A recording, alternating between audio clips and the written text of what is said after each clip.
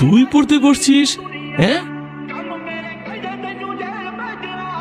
এই নে তোর পরীক্ষার ফিটা। আর যাই করেন আমার মান সম্মানটা শেষ করেন না। বাবা, কি ওই যে তুমি বলছিলা কি বলছিলাম?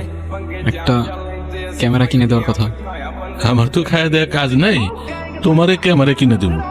এমনিই তো গোল্লায় চলে গেছো, আর দরকার নেই। বাবা, এটা কিন্তু ঠিক না। তুমি বলছিলা আমার কিনে দিব। আপনি তো বলছিলেন ভালো রেজাল্ট করবেন, ভালো রেজাল্ট করে আসেন, দেখা যাবে।